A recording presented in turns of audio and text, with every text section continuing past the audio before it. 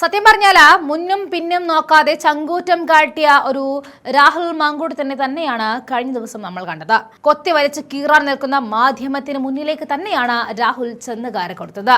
ഇതാണ് ഒന്നാമത്തെ കാര്യം. രണ്ടാമത്തേത് ഒരു ചോദ്യമാണ്.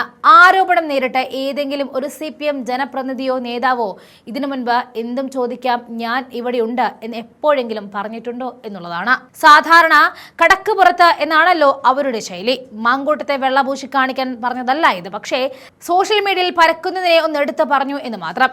കേരള രാഷ്ട്രീയത്തെ പിടിച്ചുലച്ച ലൈംഗിക കേസ് ആരോപണങ്ങളിൽ പ്രതിയായിട്ടുള്ള ജയിൽവാസം അനുഭവിച്ച ശേഷം പാലക്കാട് MLA രാഹുൽ മാങ്കൂട്ടത്തിൽ വീണ്ടും വാർത്തകളിൽ നിറയുകയാണ്.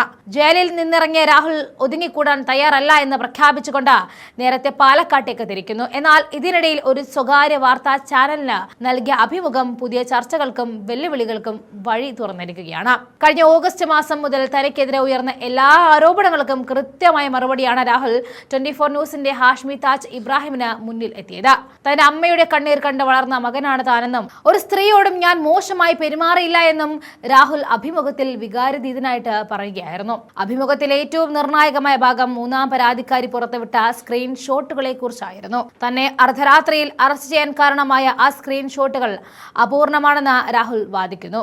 പരാതിക്കാരി പുറത്തുവിട്ട മെസ്സേജിന് തൊട്ടുമുകളിലുള്ള 5 മെസ്സേജുകളും താഴെയുള്ള 5 മെസ്സേജുകളും കൂടി പുറത്തുവിടാൻ രാഹുൽ വെല്ലുവിളിക്കുക കൂടി ചെയ്യുകയാണ്. ആ പൂർണ്ണരൂപം പുറത്തു വന്നാൽ കേരളം കത്തുമെന്നും സത്യം ജനങ്ങൾക്ക് ബോധ്യപ്പെടുമെന്നും അദ്ദേഹം അവകാശപ്പെട്ടു. നടി റിനി രാജ് ഉന്നയിച്ച ആരോപണങ്ങളിലും സമാനമായ മറുപടിയാണ് രാഹുൽ നൽകിയത്.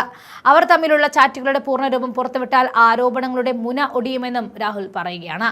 അഭിമുഖത്തിനിടയിൽ ഹാഷ്മി ഉന്നയിച്ച മറ്റൊരു ചോദ്യം രാഹുൽ മറ്റുള്ളവരെ കൊണ്ട് ചെരുപ്പും സോപ്പും കണ്ണാടിയും വാങ്ങിച്ചുവെന്ന ആരോപണത്തെക്കുറിച്ചായിരുന്നു. എന്നാൽ താൻ ആരെ കൊണ്ടും ഒന്നും വാങ്ങിപ്പിച്ചിട്ടില്ല എന്നും രാഹുൽ ഉറപ്പിച്ചു പറഞ്ഞു. എന്നാൽ ഈ വാദം പൊളിച്ചടക്കിക്കൊണ്ട് മാധ്യമപ്രവർത്തക ലക്ഷ്മി പത്മ രംഗത്തെത്തി. രാഹുലിനായി സാധനങ്ങൾ വാങ്ങിയതിന്റെ ബാങ്ക് സ്റ്റേറ്റ്മെന്റുകളും സൺസ്ക്രീൻ ഓർഡർ ചെയ്തതിന്റെ രേഖകളും അവർ പുറത്തുവിട്ടു. ഒരു വേട്ടക്കാരന് സ്പേസ് ഒരുക്കുന്നതിന് മുൻപ് ഹാഷ്മി കുറച്ചുകൂടി ഗൃഹപാഠം ചെയ്യണം എന്നായിരുന്നു ലക്ഷ്മി പത്മ തന്റെ സോഷ്യൽ മീഡിയയിലൂടെ വിമർശിച്ചത്. എന്നാൽ പാലക്കാട് ഇനി ഒരു മത്സരം ഉണ്ടാകുമോ എന്ന ചോദ്യത്തിന് വളരെ തന്ത്രപരമായ മറുപടിയാണ് രാഹുൽ നൽകിയത്.